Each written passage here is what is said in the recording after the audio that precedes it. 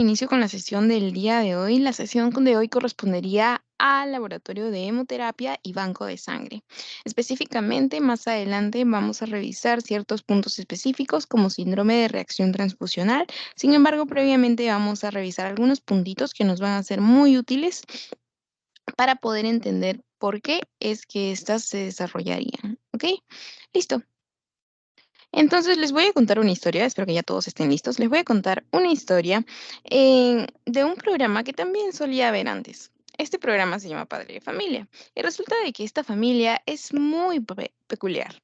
Y estos se iban discutiendo en el carro y de pronto vieron a su vecino, el señor Quagmire, y decidieron saludarse. Pero recuerdan de que Peter, este sujeto, iba conduciendo. Y como es tan despistado, quiso acercarse a saludar a este sujeto. Pero al acercarse, lo atropelló. ¿Ok? Entonces, muy aparte que no lo pudo saludar, casi lo lleva a la muerte. ¿Y qué es lo que pasó en el hospital? Se dieron cuenta de que él había sido gravemente herido y había perdido una gran cantidad de sangre. Miren, había sufrido todo este accidente abrasivo acá, como un desgarro de un miembro, extremidad inferior. Entonces le dijeron de que él necesitaba unidades de sangre, ¿ok? Pero, ¿qué es lo que pasó? De que él necesitaba un tipo X de sangre y le llevaron uno Y. Y lo subsecuente que pasó es que este sujeto que ven aquí falleció. O sea, Katy, que simplemente algo tan peculiar y algo tan mínimo como vendría a ser un tipo X a un tipo Y o viceversa, podría causar el fallecimiento de una persona. Sí, justamente por lo que conocimos inicialmente como algo llamado reacción transfusional, las cuales pueden ser inmediatas dentro de las primeras 24 horas o tardías, posteriores a esas 24 horas. Pueden ser mediadas por inmunoglobulinas, así como pueden tener otras causas, ¿ok? U otra clase de mediación. Y justamente de ello vamos a hablar hoy. Entonces, he aquí la importancia de saber reconocer justamente y el saberla discernir entre qué clase de muestra, que no muestra, sino qué clase de paquete le puedes poner al paciente que está necesitando esa unidad sanguínea. ¿Ok? Listo. Entonces vamos a aprender. Esta era la unidad de sangre que necesitaba, pues justamente Quagmire. Y él era justamente, ahorita lo van a aprender, cómo saber discernir lo que les comentaba al comienzo, o básicamente tratar de no meter la pata en el momento justamente de la compatibilidad sanguínea. ¿Ok? Listo. Entonces, les voy a contar esta otra historia con respecto a este señor. Len Steiner, porque esto es lo que ya se sabe, ¿no? Se conoce que hay estos grupos sanguíneos, el grupo A, B y el grupo O. Y muy aparte esto de aquí que ahorita se los voy a explicar. Este sujeto, Len Steiner, solía hacer experimentos con respecto a la genética de la sangre humana. Y él se encargó a estudiar todo esto. Pero, ¿qué es lo que pasa? De que él dijo, ustedes saben, la curiosidad científica, que dijo, ¿qué es lo que pasa si yo le paso sangre de un simio a un humano y la sangre de un humano a un simio? ¿Ok? Porque ustedes saben que muchas veces entre humano a humano es difícil, ay no, que voy a donar mi sangre, ¿no? Pero entonces, ¿qué es lo que pasa si cojo a un animalito que no va a hablar, pero puede ser que sí, chamusquear y todo eso, pero ya lo ato y se acabó. Entonces, o lo dopo y se acabó. Entonces cogió a este simio y se la pasó a este humano. ¿Y ustedes qué creen que pasó? Él descubrió un proceso conocido como aglutinación. ¿Qué era lo que pasaba? La sangre del sujeto estaba reaccionando, o sea, los elementos formes de la sangre de este sujeto estaban reaccionando justamente a este nuevo tipo de sangre que estaba ingresando, tratando de combinarse con la sangre de esta persona. ¿Y a qué nos referimos con este proceso de aglutinación? Pues justamente a este proceso de rodear, a este proceso de unirse, a este proceso de mezclarse, de combinarse. Básicamente es cuando un glóbulo rojo o un grupo de glóbulos rojos se encuentran rodeados. ¿Rodeados de qué, Katy? De lo que vendrían a conocerse como complejos antígeno-anticuerpos. ¿Por qué? porque acuérdense que la sangre del simio vendría a ser algo que ya el organismo lo conoce o algo extraño, ¿verdad?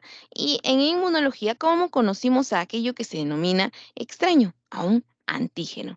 Habrán escuchado cuando, no me acuerdo el nombre de la profesora, pero preguntó, em, ¿qué es un antígeno? Y la respuesta por ahí era algo extraño. Y estaba bien grande ahí en el PPT. Un antígeno es algo extraño que va a inducir la formación de anticuerpos. Tu organismo va a formar esos anticuerpos. ¿Ok?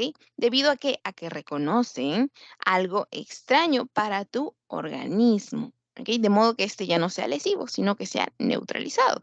¿Ok? Entonces, de ese modo es que genera como esta clase de cápsula, como esta clase de fusión, rodeando justamente a estos contaminantes, de modo pues que quiera neutralizar esta acción, como eliminarlo.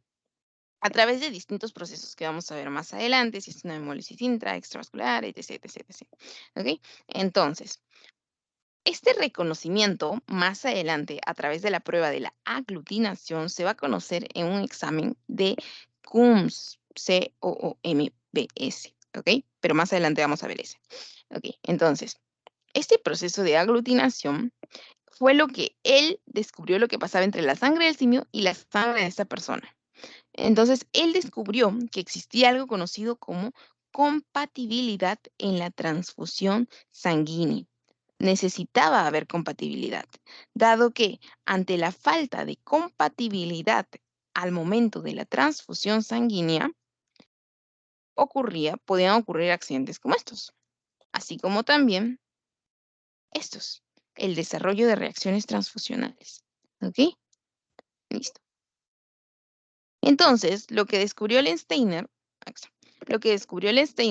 pues fue justamente los grupos A, B y el grupo O, ¿no?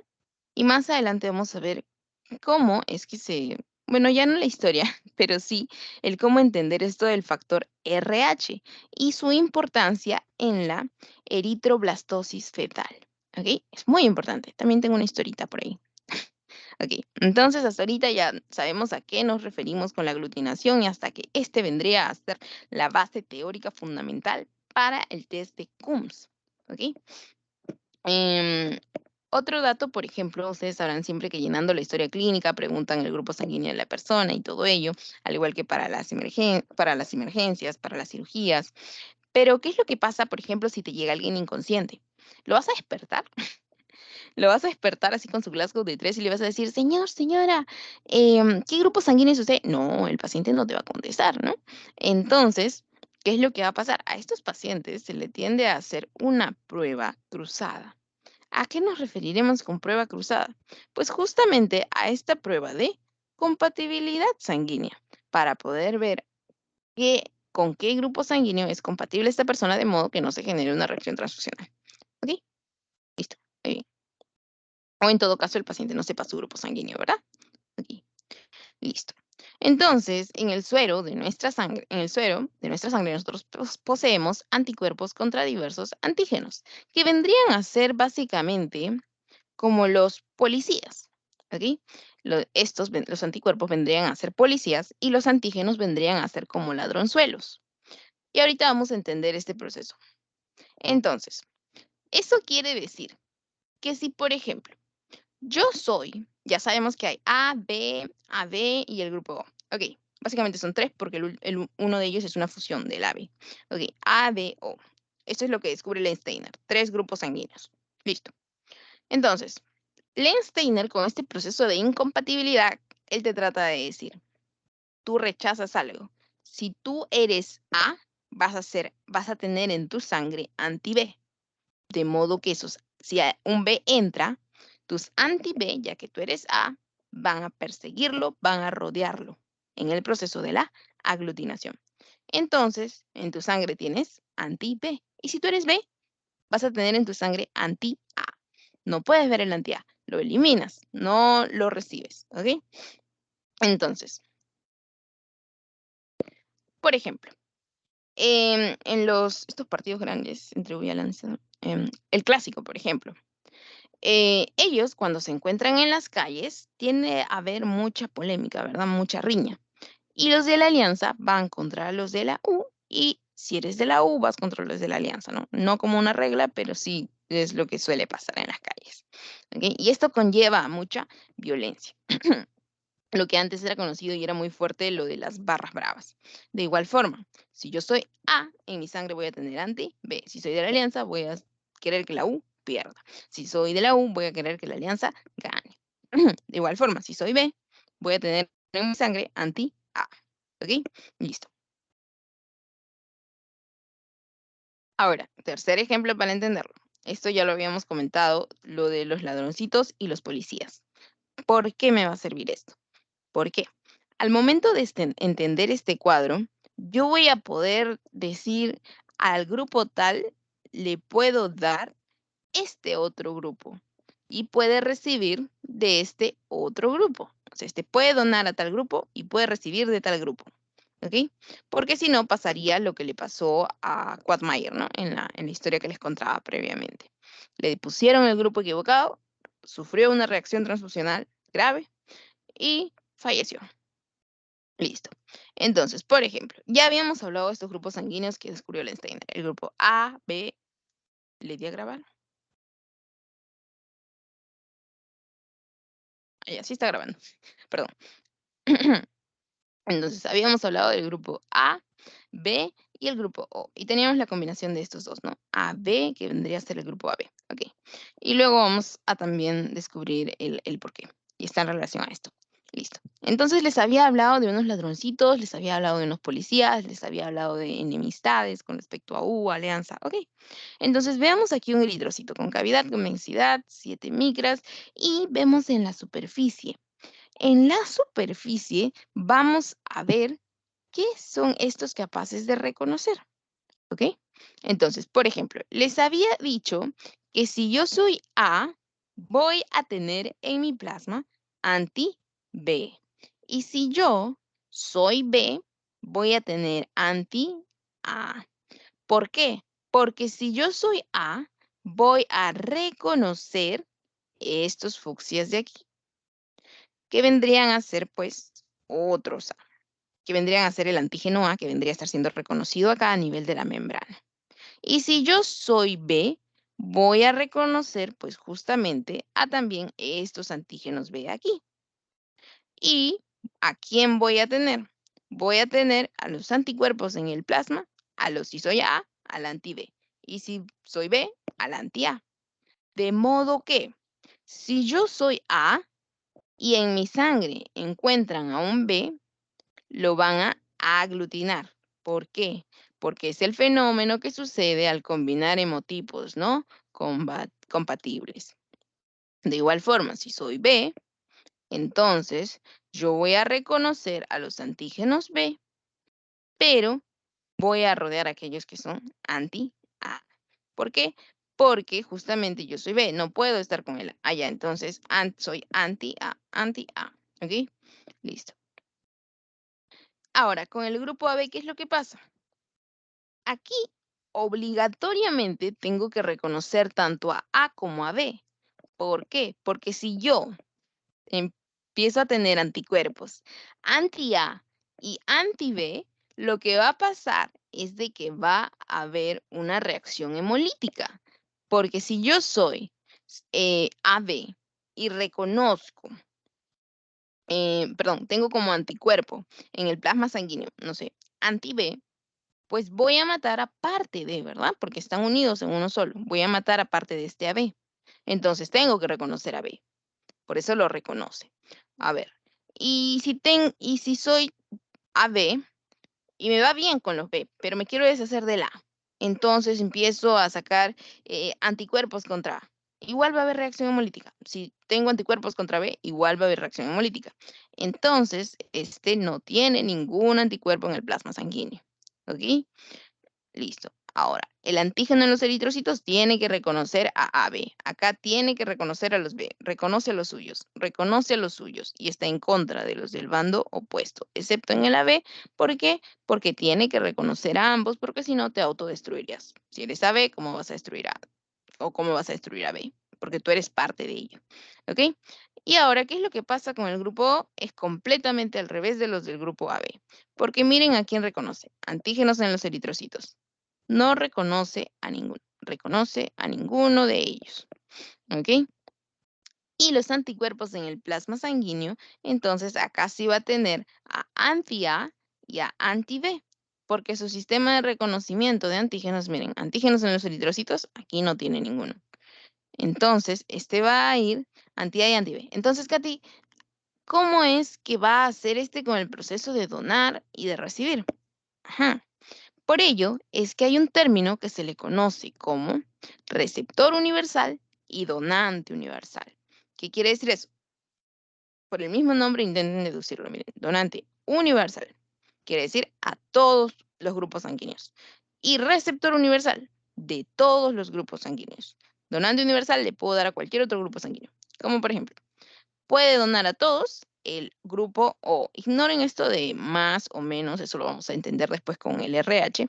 Hasta ahorita ustedes lo único que tienen es O. Ok, listo, grupo O. Este O negativo, en el grupo O tenemos a este donante universal, el O negativo. Dentro del grupo O, ahorita entendemos lo del más y menos. No se me rayen todavía.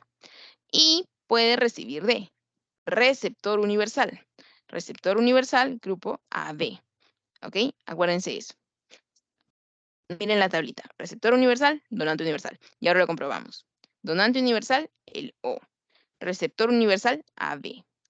Entonces, el AB dijimos receptor universal. Ah, porque no va a ir a atacar a ninguno. Donante universal O. Ah, porque este sí va a ser aceptable para otros grupos sanguíneos, ¿verdad? Sí, exactamente. Miremos aquí. Ahora, por acá les iba a decir otra cosa. Sí, esto lo vamos a ver después. Ahora, por ejemplo, con respecto a lo, miren, ¿de quién puede recibir? Los O. Los O pueden recibir de otros O. Los O pueden recibir de otros O y solo de otros O y solo O. ¿Por qué? Porque estos O, grupo O, van a tener esta codificación de tener anticuerpos en el plasma sanguíneo contra A y contra B. Tú no le puedes poner a un O em, un grupo A per se solo o un grupo B per se solo. ¿Por qué? Porque lo va a destruir. Mira los anticuerpos que tiene.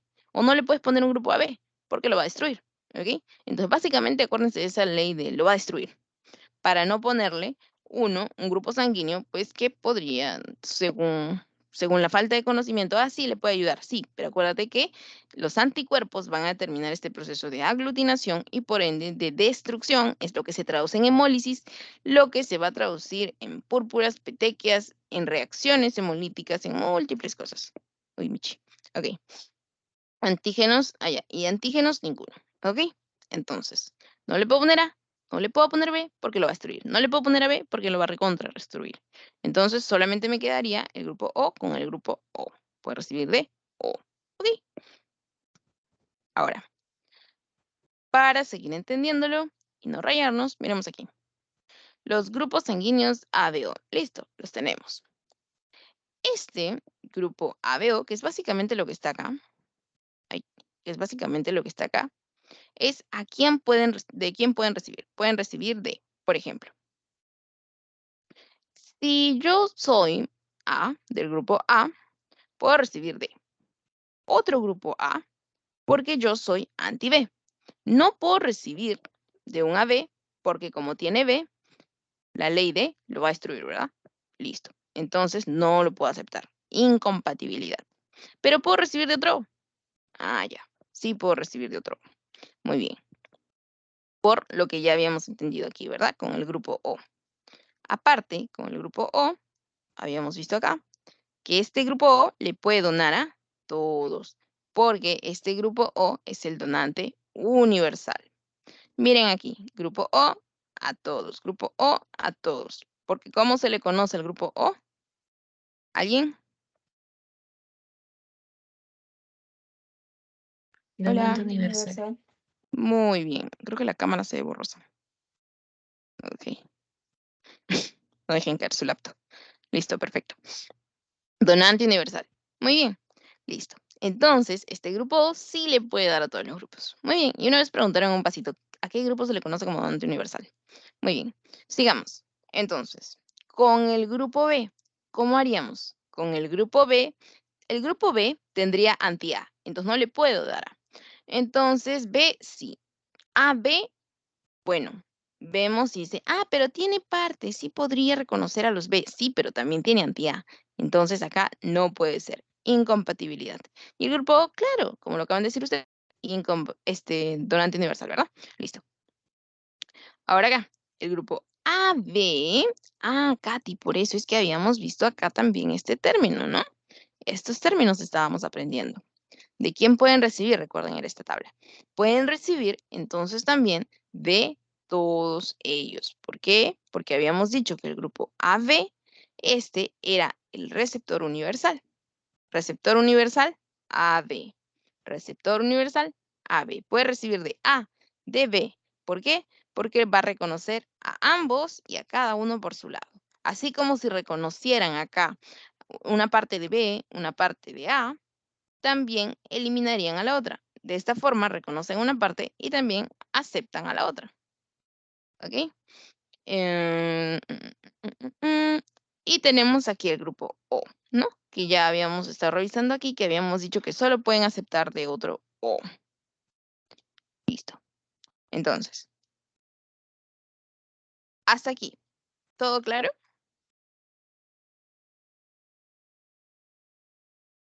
Sí, todo claro. Listo. Listo, muy bien. Por ahí me pueden poner esta reacción también. O si tienen una pregunta, pueden levantar la mano. Así que, por ahí, si todo bien, está. Listo. Entonces, sigamos. O la pueden poner en el chat también. Listo. A ver. Katy, ¿a qué nos referimos con esta cosita que tienen al costado del más y del menos? ¿Qué es eso? Este más o menos va a estar determinado en el cromosoma 1 y esto se le conoce como el factor RH o factor Rhesus. Lo de si soy grupo A, B, eso va a estar determinado en el cromosoma 19, como lo van a ver después. Pero si yo soy o A positivo o A negativo, ese positivo o negativo va a estar determinado pues justamente por el antígeno D.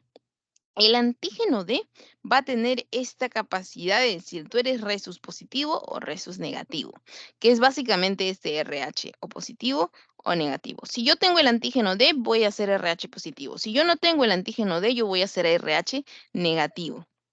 ¿Ok? Entonces, la presencia de proteína o antígeno D en la membrana de los hematíes nos indica el grupo, bueno, el factor RH, o más o es a menos que ven acompañando. El antígeno D en donde se encuentra, pues a nivel de la membrana, a nivel de la superficie. ¿Ok? Entonces, si yo tengo el D, soy positivo. Si no tengo el D, soy negativo. Quiere decir que si yo soy grupo A y tengo el antígeno D, voy a ser A positivo. Si yo soy O y no tengo el antígeno D, voy a hacer un O negativo, porque no tengo el antígeno D. ¿Ok? Listo. Entonces, en el cromosoma 1 se determina la presencia o ausencia del antígeno D. Si hay antígeno D, es RH positivo. Si no hay antígeno D, es RH negativo. ¿Ok? Ahora, ¿qué es lo que pasa y para qué es importante este RH y también cómo es que tiene tanta importancia con la eritroblastosis fetal? Lo de la eritroblastosis lo dejamos para el final, porque es una historia, la historia de María y Joseph. Ok, entonces, ¿para qué es esto? Porque con este RH yo voy a hacer como una ley de signos, como lo habrán visto en matemáticas. Pero ¿qué es lo que pasa? Antes de entender esa ley de signos, yo les quiero decir de que acá, si entienden esto, van a poder entender la tablita anterior con sus signos de más y menos. Miremos acá. Cuando ustedes, no, bueno, ya después les doy el tip para recordarlo. Aquí, los restos positivos van a poder recibir de los factores negativos y de los factores positivos. ¿Ok? Los positivos pueden recibir de los restos negativos o positivos, es decir, el grupo sanguíneo con su letrita, ¿verdad? Listo. Pero los restos negativos van a poder recibir solo de negativos, solo de negativos. Por eso es que si este resus es positivo, no lo va a poder aceptar, independientemente del grupo sanguíneo, independientemente del grupo sanguíneo, ¿ok? Entonces, Ahora sí el tip de cómo recordarlo. Cuando a ustedes le está pasando algo malo en la vida, se sienten tristes, están bajoneados, pues solamente se enfocan en las cosas malas de la vida, ¿verdad? Entonces, este sujeto es negativo. Entonces, solamente acepta las noticias negativas, ¿ok? Es como que viene alguien y le dice, oye, pero al menos estás vivo, tienes un techo, tienes una casa, tienes una familia, tienes comida, tienes pantuflas, no sé. Pero esta persona dice, no, pero mira, me está yendo mal en la universidad, ya la regué, ¿ok? Entonces es como que solo se enfoca en las cosas negativas. Entonces no va a ver las cosas positivas que lo rodean, de igual forma, ¿ok? Entonces solamente va a aceptar negativos, solo acepta negativos, acuérdense de eso. ¿Y cómo lo recuerdo? Porque miren que en nuestra linda tablita, cuando vemos este tipo de sangre con el resus negativo, solamente acepta a otros, positivos o negativos. ¿Acepta a otros positivos o Negativo. negativos? Exacto, muy bien. ¿Quién lo dijo? Nicolás. Ah, genial. Listo, Nicole, gracias por estar atenta. Acepta solo y únicamente a otros negativos. Los reto a encontrar en esta tabla algún negativo que acepte algún positivo. No, no lo encuentran, no lo hay. ¿Ok? Negativo va con negativo, de igual forma. Entonces, pero hay una excepción. Esta excepción me dice que ante ausencia de anticuerpos específicos, es decir, la primera vez que estos se encuentran, la primera vez, es decir, de que una vez, que es la primera, puede aceptar a un RH positivo por ausencia de anticuerpos específicos. Es ahí cuando vamos orientándonos a la eritroblastosis fetal porque aún no hay anticuerpos específicos contra un resus o un factor específico, ¿ok? Entonces, la primera vez te lo deja pasar y dice, ya pues aceptaré esto positivo que está pasando, pero porque no ha reconocido la situación, ¿ok? Sin embargo, a partir de la segunda, dice, ah, no, la primera vez te dejé, pero ahora yo ya tengo anticuerpos específicos, ¿no? Es como cuando tú te enfermas una primera vez y para la segunda, tú ya tienes defensas, tú ya tienes anticuerpos, tus B, tus T ya se han preparado, ¿no? Ya había este proceso de capacitación de linfocitos, ya, ya empieza a haber esta guerra, ¿verdad? Porque ya no te coge desprevenido. Muy bien, de igual forma. Aquí está también la tabla anterior, lo que habíamos visto de receptor universal y de donante universal. Listo. Entonces, ¿qué es lo que pasaría con respecto aquí? Creo que sí, sí, eso fue lo último. Ok, entonces aquí, excepción, una primera vez. El resus puede aceptar algún positivo siempre y cuando sea la primera vez. ¿Cómo se determina esta primera vez? En el nacimiento, en el intercambio de la sangre materna con la fetal, ¿no? A través de este intercambio, a través de la placenta. Muy bien. Ahora, si mezclamos sangres de grupos diferentes donde existe incompatibilidad sanguínea, va a haber un proceso de aglutinación, lo que va a hacer y lo que va a conllevar, pues justamente a un proceso de hemólisis, lisis, destrucción, hematíe. Entonces, destrucción de estos hematíes, lo que va a llevar y desencadenar a distintos signos y síntomas en los pacientes. Recordemos que los signos son aquellos que tú puedes objetivar. Y los síntomas es aquello que te refiere el paciente. Síntoma, por ejemplo, me siento mareada, siento náuseas, doctor, siento que quiero vomitar, siento que la piel me pica. Y los signos es algo que tú objetivas, ¿ok? Por ejemplo, sí, veo púrpura, veo petequia, veo equimosis, ¿ok? Entonces, aquí tenemos distintos que pueden aparecer, ¿no? De acuerdo a la gravedad de lo que podría estar pasando.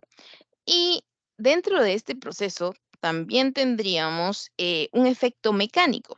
Este efecto mecánico, muy aparte de los signos y síntomas, este efecto mecánico, pues vendría a ser por este proceso de aglutinación, donde este proceso em, de alteración del flujo de la sangre conllevaría a un proceso traumático mecánico, ¿no? Y donde se produciría esta hemólisis también, ¿no? Y miremos aquí, habría bloqueo de pequeños vasos de órganos importantes, cerebro, pulmones, hay reacciones transfusionales en relación al pulmón, también los trali, que vamos a ver más adelante, y la hemólisis dará lugar a una hemoglobinuria, ¿no? Y por eso es que empiezan hasta a orinar sangre algunos. insuficiencia renal, la muerte. Recordemos que el riñón tiene el 20% del gasto cardíaco. Entonces, hay distintos tipos de reacciones transfusionales que ahorita vamos a ver con mayor especificación, pero aquí tenemos, por ejemplo, algunos de los síntomas, signos que puede estar presentando el paciente, ¿no? Por ejemplo, si les ponen en el examen y les ponen un paciente que se encuentra con taquicardia, que hace 1 hora le estaban poniendo una unidad de sangre, le estaban realizando una transfusión sanguínea, bien venosa, pero la enfermera no se quedó cuidándolo las 3 primeras horas, ¿no? Porque tiene el monitoreo las 3 primeras horas. Empezó con sensación de malestar, le tomaron los signos vitales, se encontró taquicardia, hipotensión, a la apariencia se encontró piel, con petequias, el paciente presentaba dolor muscular, torácico, no sé. Entonces, dentro de todo ello, ustedes ya saben que puede estar pasando a partir del antecedente de que le estaban realizando una transfusión sanguínea y no se le cuidó las primeras 3 horas, ¿verdad? Porque esas 3 horas de vigilancia son muy importantes para que se pueda determinar que existe o no, o sea, compatibilidad o incompatibilidad sanguínea, ¿no? Este proceso de aglutinación conllevaría a destrucción de estos, a que el flujo de la sangre pase a turbulento, lo cual ya habíamos comentado un montón, ¿no? Listo. Con respecto a las reacciones transfusionales, déjenme verla ahora, sí. Con respecto a las reacciones transfusionales, les había comentado en un inicio de que tenemos las de clase inmunológica y las no inmunológicas. Las inmunológicas mediadas por inmunoglobulinas, las no inmunológicas, como su mismo nombre lo dice, no lo estarán. Las inmunológicas, al igual que las no, las vamos a dividir en aquellas que son dentro de las 24 horas y aquellas que son posteriores a las 24 horas. Dentro de las 24 horas vamos a tener aquellas que son inmediatas y posterior a estas 24 horas vamos a tener aquellas que son tardías, ¿ok? Mayor a 24 horas, ¿ok? No se me vayan a confundir aquí, mejor lo pongo acá, dentro de inmediatas, este mayor de 24 acá. Listo. Entonces, vamos a ver de estas cuáles serían las más frecuentes, cuáles serían las más graves, ¿no? Igual. Entonces, complicaciones de las transfusiones sanguíneas. Por ejemplo, dentro de las agudas que tienen pues justamente esta respuesta inmunológica, vendríamos a tener a la reacción febril no hemolítica, a la reacción hemolítica aguda, a la reacción alérgica, al TRALI, que es básicamente la lesión pulmonar, les hablé de afectación pulmonar aguda asociada a transfusión por sus siglas, y la aloinmunización con destrucción plaquetaria inmediata. De estas, pues justamente vendrían a ser las más importantes estas 4, ¿ok? De las cuales vamos a hablar en un momento. Y en las retardadas, donde participan estas inmunoglobulinas, tendríamos la reacción hemolítica retardada. Su mismo nombre lo dice, retardada, o sea, tardía, mayor de 24 horas. Aloinmunización, la púrpura posttransfusional posterior, o sea, me dice post, allá después de estas 24 horas.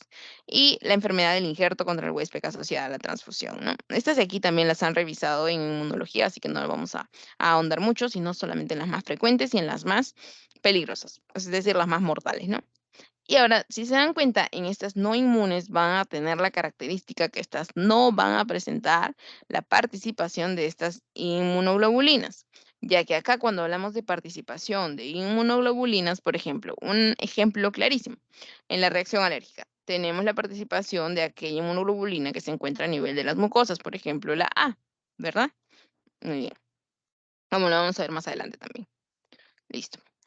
Ya. Entonces, no inmunológicas, contaminación bacteriana. Por eso me dice no inmunes. Sobrecarga circulatoria, hemólisis no inmune, reacción hipotensiva. Esto no tiene que ver con las inmunoglobulinas. Por eso me dice no inmunes. Y en las retardadas de este grupo tendríamos a la transmisión de agentes infecciosos. Por eso es que la sangre se tamiza en el banco de sangre contra un balotario de diferentes agentes patógenos o diferentes enfermedades. ¿Ok? Y la hemosiderosis transfusional. Ok. Dentro de las agudas inmunológicas, vamos a tener a la más frecuente, a la reacción febril no hemolítica.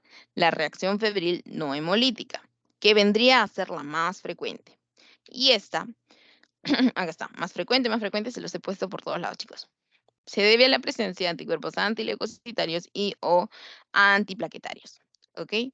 De acá lo que les van a preguntar es cuál es la más frecuente. La más frecuente, cuál es la más severa. Por eso se los pongo así. Y la más severa vendría a ser la reacción hemolítica aguda.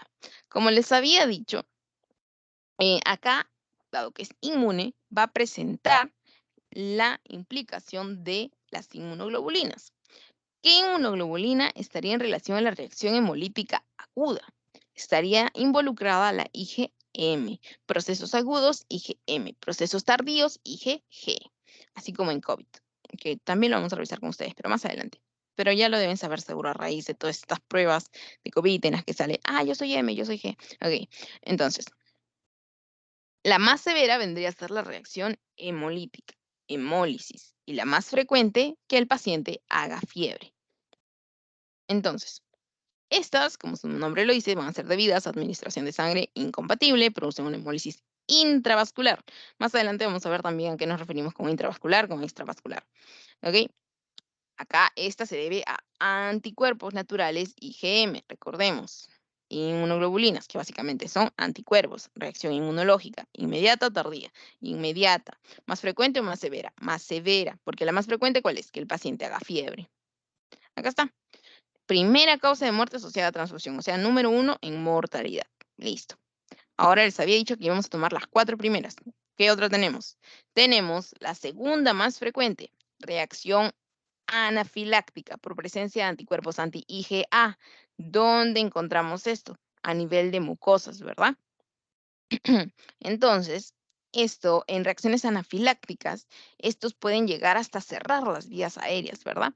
Por la ubicación justamente donde se encuentran estas, y esto podría conllevar a cuadros, pues, hasta de asfixia, ¿no? Y también me puede dar urticaria o alergia, como las pueden observar en esta foto, en esta de aquí, ¿no? Que el paciente cómo presentaría esta clase de reacción a nivel dérmico. Y por acá había otro acerca del rash. Exantema, o sea, el exantema, urticaria, también está bastante descrito, ¿no? Este tiende a ser en la zona de inyección. Listo. Y posteriormente ya se puede extender, ¿no? Ok. Debido a que justamente a los alérgenos del plasma del donante o con menor frecuencia anticuerpos de un donante alérgico. Ok. Daño pulmonar asociado a transfusión, que vendría a ser el de las siglas TRALI, vendría a ser la segunda causa de muerte. Entonces acá tenemos los primeros en frecuencia, primeros en severidad, mortalidad. Y acá tenemos el segundo más frecuente y el segundo más mortal. La segunda causa de muerte asociada a transfusión, pues vendría a ser el daño pulmonar asociado a transfusión o TRALI. ¿Ok? Y dice acá, se debe a la presencia de anticuerpos antileucocitarios que forman agregados a nivel de la microcirculación pulmonar. A nivel de la microcirculación pulmonar, que pues esto al final me va a generar como este efecto de congestión, como este efecto mecánico de destrucción. ¿Ok? Ahora, con respecto a los no inmunes, estos eran los más importantes. Se los van a preguntar alrededor de 2, 3 veces, se los ha puesto. Ahora acá, con respecto a la reacción inmediata no inmune, los pacientes, como ya les había comentado, pueden tener una sobrecarga circulatoria por justamente la sobrecarga de volumen. Y miremos aquí peor si son pacientes cardíacos, pulmonares o de edad avanzada, ¿verdad? La circulación sanguínea no va a ser igual. Contaminación bacteriana, por contaminación de la bolsa de sangre, al igual que vimos que hay cuidados para la muestra de orina, también pues mucho más con estas unidades, paquetes de sangre. Por eso hay un banco de sangre, ¿verdad? Y hay hemólisis de tipo no inmune, por el efecto mecánico traumático del pasaje de los glóbulos rojos en los vasos sanguíneos, ¿verdad? Chocan contra las paredes, chocan contra ellos, se destruyen, se rompen, hay lisis. Ok, y entonces estas podrían pasar dentro, ay, acá está. Estas entonces podrían pasar de manera inmediata dentro de las primeras 24 horas. Pero pasan esas 24 horas y ¿qué es lo que yo podría tener? Una hemólisis retardada, la enfermedad de injerto contra huésped, púrpura trombocitopénica o una aloinmunización. Y estos pacientes pues vendrían a presentar cuadros. Lo único que tienen que saber de aquí es que posteriores a 24 horas, ¿no? Este cuadro, por ejemplo, de trombocitopenia en este casito, vimos tras una semana, ¿no? Lo cual parece ya bastante tardío. esta PTI. Acá hay algunos datos clínicos que ustedes pueden tomar si desean acerca de cuándo sería una petequia, una púrpura y una equimosis. Aquí podemos ver cuáles serían el balotario de, el tamizaje que tienen que pasar estos grupos sanguíneos, estas muestras de sangre, ¿verdad? Listo. Porque obviamente no le vas a pasar al paciente una sangre contaminada, ¿no? Porque si le pasas una sangre contaminada o por contaminación bacteriana o ya sea porque hay alguna patología, recordemos que eso vendría a ser una reacción inmediata no inmune, ¿verdad? Ok. ¿Dónde está? Ajá, acá está lo que les decía, transmisión de agentes infecciosos en la no inmune. Y vendría a ser retardada. Muy bien. Todo lo que se le haría a la sangre, ¿no? Listo. Con respecto, esto fue en el tiempo como que un poco cuando lo del COVID todavía estaba bastante fuerte, y era de que hasta ese momento no se habían reportado casos de contagio por transfusión sanguínea en casos de COVID-19, probablemente ahora ya se tamiza también, pero se recomendaba que el paciente si se encontraba como que resfriado en ese momento con fiebre o con cualquier otro síntoma o signo de COVID, eran rechazados y diferidos hasta 28 días después, ¿no? Si le pasaban, si después podía pasar el test, eh, ya de que todo estaba bien, este paciente, de que no estaba presentando ningún signo ni síntoma, ahí ya podía empezar a donar. Ahora, con respecto a esto de reacción transfusional. Pensé que hoy día no habían querido venir, ya empezaron a llegar más. Entonces, con respecto a lo que les había comentado en un inicio, habíamos visto algo conocido como hemólisis intravascular y hemólisis extravascular. Como su mismo nombre lo dice, intravascular. Ah, y ya me acordé dónde lo vimos acá. Tan, taran, tan, acá está. Hemólisis intravascular. Ok, entonces les cuento de que también hay una reacción de hemólisis extravascular. Y así como su mismo nombre lo dice, esto va a depender si la hemólisis y la destrucción de estos glóbulos rojos se va a dar a nivel de la circulación, es decir, a nivel del vaso sanguíneo, o si este se da fuera del vaso sanguíneo. ¿Ok? Si se da fuera del vaso sanguíneo, se va a dar a nivel del sistema retículo, bueno, de macrófagos, ¿verdad? El sistema retículo endotelial, el sistema de macrófagos. Ok, es decir, que los llevan a, por ejemplo, el vaso, a esto me refiero de macrófagos, a senecer, a fallecer, o a los órganos hematocaréticos. Órgano hematocarético, el vaso, básicamente. Ok, entonces, hemólisis intravascular, vamos a tener, número uno, que el proceso como el que se desarrolla con el que se desarrolla la destrucción de estos vendrían a ser a través del complejo MAP quinasas. MAP quinasas, por acá está, en amarillo. Maquinasas, el complejo de ataque membrana. Katy, eso es mucha inmunología, sí. Pero este crea hoyos en la membrana del glóbulo rojo y al crearse un hoyo, ustedes saben de que un glóbulo rojo o una célula deficiente sufre apoptosis, se destruye. De igual forma, al haber un hoyo en el glóbulo rojo, no va a estar feliz con su hoyo, sino que va a senecer. ¿Ok?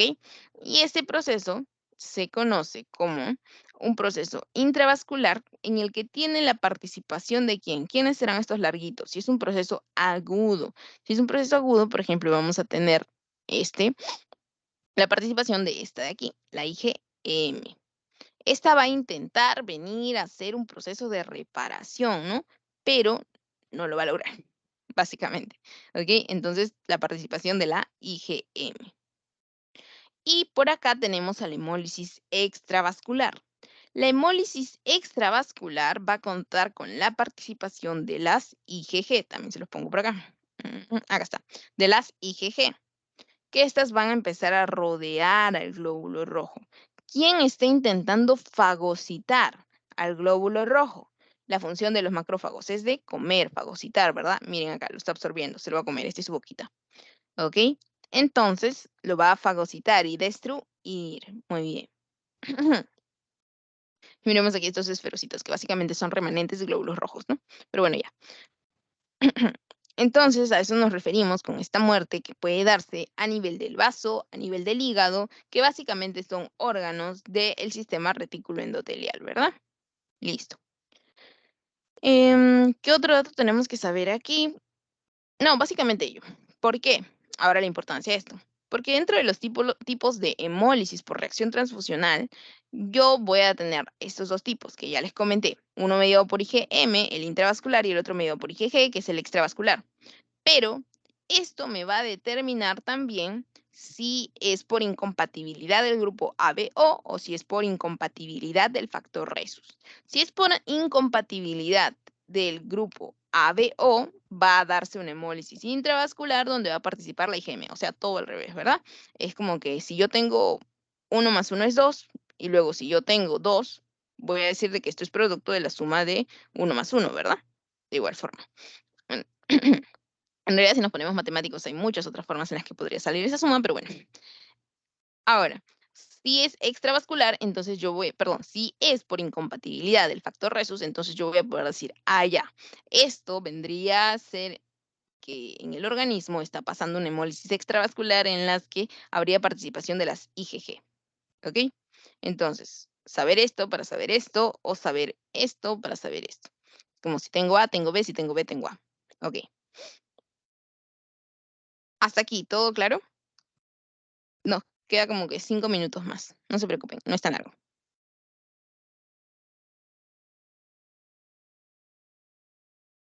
Hola, ¿se entendió? ¿Hasta aquí? ¿Podrías repetir la última parte, porfa? Ok, sí, sí. Con respecto a lo de la hemólisis intra o extravascular, lo que tienen que entender, para ya no contarles toda la historia de nuevo, es básicamente que cuando hay un proceso de hemólisis intravascular, va a participar la IgM. Y esto se va a traducir en que en que existe una incompatibilidad a nivel del grupo ABO. Pero a nivel de la hemólisis extravascular, vamos a encontrar de que hay incompatibilidad del factor Resus. Es decir, si hay incompatibilidad del factor Resus, la hemólisis va a darse a nivel intra o extravascular. Extra. Extravascular. Exacto, muy bien. Si hay incompatibilidad del grupo ABO, la hemólisis se va a dar dentro o fuera del vaso, es decir, intra o extravascular. ¿Cuál de los dos? Intra. Intra. Intra. Intravascular, muy bien. Si la hemólisis es extravascular, ¿qué inmunoglobulina participa? ¿La IgM o la IgG? IgG. Dije, Si la hemólisis es por incompatibilidad del grupo ABO, ¿qué inmunoglobulina participaría? IgM. IgM. Exacto, muy bien. Ahora sí, ¿se entendió? Sí, todo claro, gracias. Ya, no te preocupes, Jimena. Ah, no, perdón, Xiomara. Ok, entonces, ¿por qué les digo esto? Porque en el examen, en el pasito, les viene, si está ocurriendo una hemólisis intravascular donde está participando la inmunoglobulina M, existe A, incompatibilidad del grupo ABO, B, incompatibilidad del factor Resus, C, cualquier otra cosa. La cosa es de que ustedes dicen, ya, si hay incompatibilidad del ABO, la hemólisis va a ser intravascular y va a estar participando la IgM, por ejemplo, ¿no? Esto de quién participa es un datito extra. Pero también se los pueden preguntar. Entonces, hasta ahorita lo importante es saber si es incompatibilidad ABO o si es incompatibilidad factor Resus. ¿Y por qué otra cosa es importante? ¿Por qué? Porque si ustedes ven un vaso crecido, si ustedes ven, por ejemplo, si ustedes ven un vaso crecido, un hígado crecido, en ese caso estaríamos ante una incompatibilidad ABO o una del factor Resus. Ese está para pensar, ¿ah? ¿Por qué para pensar? Ustedes lo dicen, lo pueden poner ahí en el chat. ¿Quiénes habíamos dicho que crecen haciendo una esplenomegalia o una hepatomegalia? Porque habíamos mencionado hígado y vaso, cuando hablábamos de senescencia de estos eritrocitos. ¿Alguien sabe? ¿En en dónde se veía eso? Cuando la hemólisis era dentro del vaso o fuera del vaso. Fuera. Exacto, muy bien, Mijail. Fuera del vaso, extravascular. ¿Será que será que el vaso está dentro de un o sea, el vaso, el órgano del vaso estará dentro de un vaso sanguíneo, no, ¿verdad? Está afuera, entonces extravascular, ¿verdad? Y acá les había dicho que acá se van a morir al sistema retículo endotelial, vaso, hígado, ¿ok? Por eso por acá dice liver y acá spleen. Entonces, ¿qué quiere decir esto? De que si estamos hablando de manifestaciones con hepatomegalia, con esplenomegalia, estaría ocurriendo una hemólisis intra o extravascular. Extravascular, y eso me lo preguntaban el ciclo pasado los chicos, ¿no? Les habían puesto un casito en el que veían eso, y les habían puesto un caso en el que había hígado crecido, en el que había vaso crecido, y les ponían, ¿no? Se debe a un proceso de incompatibilidad ABO o a un proceso de incompatibilidad del factor Rhesus. ¿Qué creen ustedes? Resus. Factor Rhesus, es decir, el signo más o menos que acompaña, no más o menos, sino más o menos que acompaña al grupo sanguíneo, ¿verdad? Ok, porque habíamos dicho que si es negativo solo puede aceptar de otros negativos, ¿verdad? Como lo vimos en la tablita. Ok, entonces he ahí la importancia. Entonces, Katy, en cuadros como la eritroblastosis fetal, en las que el baby puede tener, dentro de otros signos, alteraciones como por ejemplo, por acá está, alteraciones como por ejemplo la hepatomegalia, afectación al hígado, puede tener la esplenomegalia dentro de otras, miren aquí también va a tener ictericia dentro de otros, ahorita les cuento su historia. Esta vendría a darse por una insensibilidad o incompatibilidad del factor RH o del grupo sanguíneo BO. Si yo ya sé de qué está ocurriendo, pues yo ya sabría y diría, es porque la hemólisis es extravascular. ¿Por qué? Porque la incompatibilidad es a nivel del factor Rhesus, ¿ok? Entonces, por ahí vamos reafianzando esos términos. ¿Ya ven para qué es importante? Muy bien. Entonces, les voy a contar la historia de María y Joseph, que les decía, aquí en 5 minutos para terminar. Ella es María y su factor Rhesus es negativo. Él es Joseph y su factor Rhesus es positivo. ¿Ok? Ellos se casan. Esta es la boda. Al cabo de un año, María queda embarazada. Y en su primer embarazo le dicen lo siguiente. Ya, ojo al piojo. Que si ella es negativo y su esposo es positivo, su hijito puede salir o positivo o negativo, ¿verdad?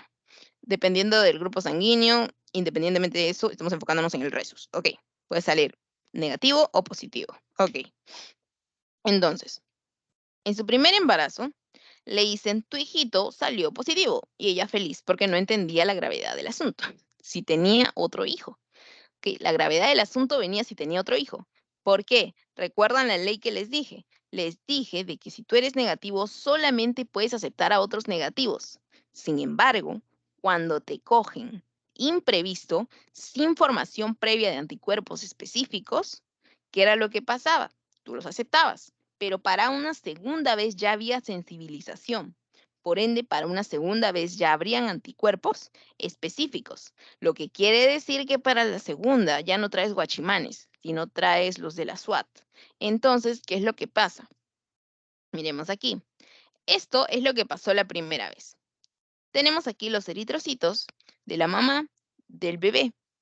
El bebé tiene el antígeno D, porque el antígeno D determinaba un Rhesus positivo, es decir, este factor RH más, ¿verdad? Ok. Miren aquí que estamos independientemente del grupo sanguíneo, ¿eh? Ok. En la mamá, negativo. Ok.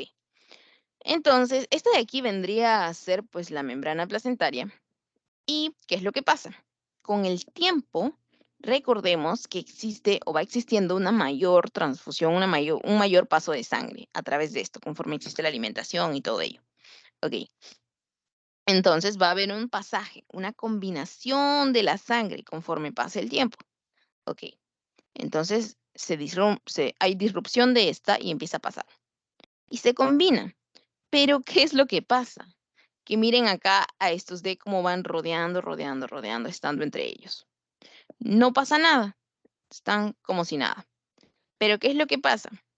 Lo que ocurre es que para un segundo embarazo, porque el pícaro de Joseph con María tuvieron otro hijo, se quedó embarazada otra vez, ¿qué pasó?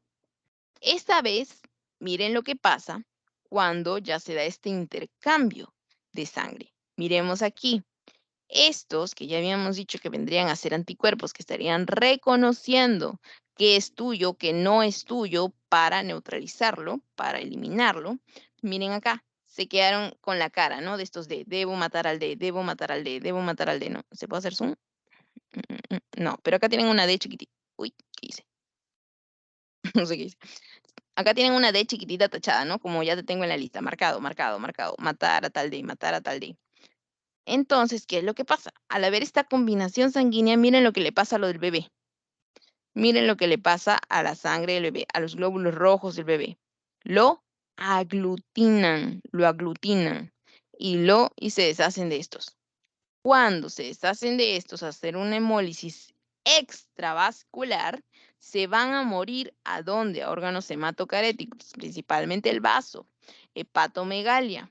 También luego se van a otro órgano del res, se van al hígado. Empieza a haber otra clase de afectaciones como anemia, pero eso ya es más crónico, ¿no? Porque para eso tendría que estar vivo mucho más tiempo, para que tenga o pueda desarrollar anemia.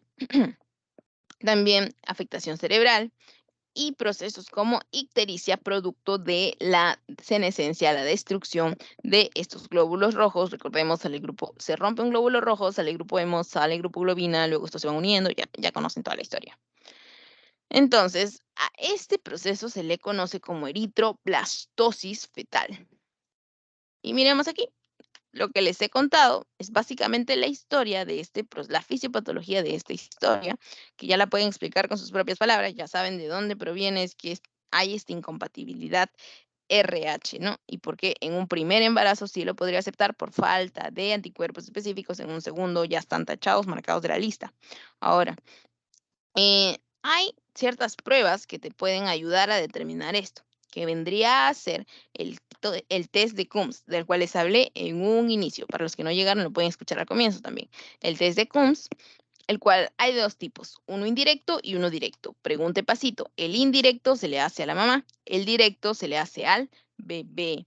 Y este se va a identificar agregando un anti-inmunoglobulina G, porque estamos ante un proceso de hemólisis intra o extravascular. ¿Quién lo recuerda? Extravascular. Muy bien, gracias Jazmín o Yasmín y gracias Mijail. Ok. Entonces, ¿qué es lo que básicamente busca ver este proceso, este test de Coombs? Ver si hay o no un proceso conocido como aglutinación. Aglutinación, ¿ok? Y aquí pueden ver para que sea más dinámico, ¿no? Esto de aquí, que vendrían a ser los anticuerpos específicos del glóbulo rojo, y esto es aquí anticuerpo antihumano, o el reactivo de Coombs, y el antígeno en la superficie de los glóbulos rojos, ¿no? Miremos aquí. Y aquí también. Pero este es en el indirecto, o sea, al de la madre, y este es en el directo, o sea, al bebé. Listo. Y aquí es básicamente lo que vemos, que es básicamente lo que habíamos visto acá, ¿no? Acá al bebé, entonces el directo. ¿Y qué es lo que me va a identificar? Identifica los glóbulos rojos rodeados de anticuerpos, como lo vimos en la historia, ¿no? Ya lo tienen fichado. Y en el indirecto, o sea, la madre, identifica si tiene estos anticuerpos, esos anticuerpos específicos de los cuales habíamos comentado, ¿no? Muy bien. Y esto es básicamente para que ustedes confirmen lo que les había dicho y miren en dónde podría salir pues positividad de esta prueba, ¿no? En qué casos. Lupus eritematoso sistémico, por ejemplo. ¿Por qué en estos casos? Porque son enfermedades en las que existen alteraciones a nivel de los inmunocomplejos. Son enfermedades, vamos a estudiar lupus también con ustedes para la segunda mitad. El lupus eritematoso sistémico es una enfermedad que vendría a ser sistémica a raíz del depósito de inmunocomplejos. Si hay inmunocomplejos a nivel del riñón, pues a nivel de la membrana basal glomerular, boom, nefritis lúpica. Si hay, por ejemplo, inmunocomplejos depositados a nivel del pericardio, boom, pericarditis, boom, pleuritis, boom, múltiples cosas, ¿ok? Entonces, de igual forma. ¿Por qué? Porque son enfermedades, pues, que van a ser mediadas por inmunocomplejos. De igual forma, ya eso es mucha información. ¿Qué más? Ah, ya. Y ven aquí en qué cuadros podría haber positividad de esta prueba ante Eritroblastosis fetal. Eritroblastosis fetal. Acá en el caso de la directa, acá en el caso del indirecto. Ya saben a quién se le realiza cuál. Muy bien. Y como último punto, tendríamos que mencionar que el acto de donación de sangre, esto también es pregunta de pasito, solamente para que sepan que ustedes no pueden vender su sangre, ustedes no pueden vender la sangre de sus hijos ni ofrecer la sangre de nadie más. Esto es un acto voluntario y altruista. Debes tener entre una edad de 18 a 65 años, porque tienes que ser consciente de lo que estás haciendo. Tienes que tener un hematocrito mayor de 38 y mayor de 41, pero no mayor de 51. Mayor de 38 si eres varón, mayor de 41 si eres mujer, y no más de 51. ¿Por qué? Porque no quieren sangre espesa tampoco. ¿Ok? Listo. Porque sangre espesa se traduce en un flujo turbulento. Flujo turbulento igual podría haber procesos de hemólisis por justamente este trauma mecánico al pasar por el vaso sanguíneo o la destrucción entre ellos. La sangre se haría espesa. ¿Ok? La evaluación de antecedentes, al igual que el tamizaje de la sangre, con la lista que les puse, y el donante tiene que tener un peso más de 50 kilogramos, ¿no? Esto de aquí, que ya lo saben. ¿Qué es esto? Ya. Esto es con respecto al pasaje de, por ejemplo, otras cosas que el paciente podría estar necesitario, como plasma fresco congelado, entre otros, ¿no? Solamente deberá administrarse el componente deficitario. Si le falta plasma fresco congelado, le ponen plasma fresco congelado. No es que le ponen, ya vamos a ponerle de todo un poquito, vamos a hacer un batido, ¿no? No. Listo. Ya, por eso es que se debe identificar la causa de deficiencia, ¿no?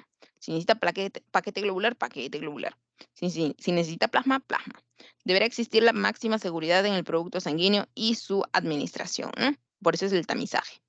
Listo. Y eso sería todo, básicamente, chicos. Esto es una tablita, son tablitas que les he puesto para que puedan ahí tenerlo a la mano a la hora del pasito, ¿no? No, para que puedan repasar. Listo. Ahora sí, voy a dejar de compartir. Si tienen alguna pregunta, levantan la manito. No sé por qué se me ve tan borrosa. Voy a parar la grabación.